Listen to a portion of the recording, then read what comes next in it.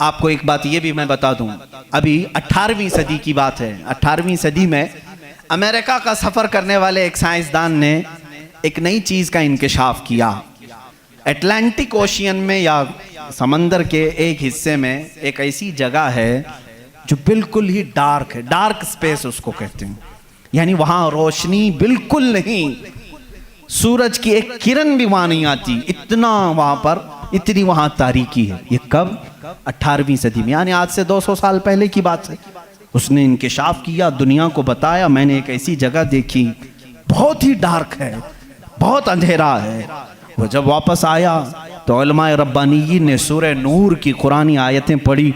अल्लाह फरमाता है कि इज़ा अखरज यदहु लम यकद यराह व मन लम यजअलिल्लाहु लहू नूरन फमा लहू मिन नूर।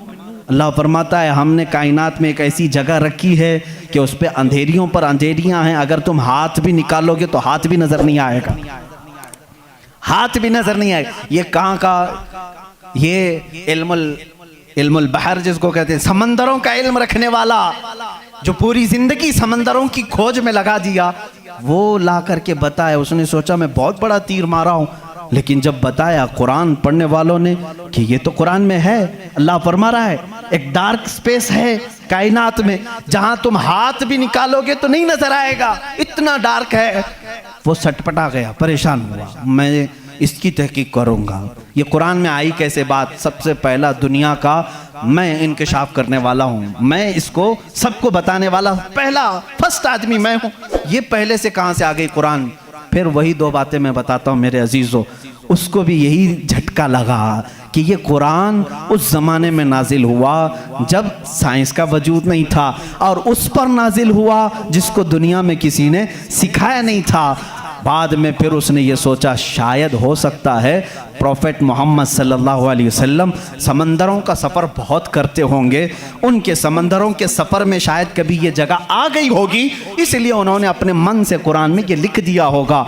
उसने ये नतीजा निकाला। लेकिन दूसरे ही दिन उसे फिर बड़ा झटका ये लगा कि जब सीरत मुस्तफ़ा पढ़ा उसने, अल्लाह अकबर, हुजूर की 63 साला जिंदगी में आपने एक मर्तबा भी समंदर का सफ़र किया ही नहीं। ये बहुत बड़ा झटका लगा कि वो मोहम्मद सल्लल्लाहु अलैहि वसल्लम कभी पूरी जिंदगी में समंदर का सफर किए ही नहीं। मेरे अजीजों, इस बात में गलत फहमी में ना आना कि वह समंदरों को नहीं जानते थे। वो मेराज का सफर करने वाला रसूल समंदरों को जरूर जानता है, लेकिन ये हिकमत इलाही थी कि कभी समंदर के सफर करने का इत्तेफाक नहीं हुआ। अब उसे झटके भर झटका ये लगा जो कभी समंदर को गया ही नहीं, वो अगर अटलांटिक ओशियन में मौजूद डार्क स्पेस को बताता है तो जरूर वो अपने पेट से नहीं बता रहा है, वही उसको बताया होगा जिसने डार्क स्पेस बनाया है। यही अल्लाह रब्बुल इज्जत के वहदानियत की निशानियां हैं, उसके वजूद की निशानियां हैं। कुरान पढ़ो, इसमें बहुत सारी चीजें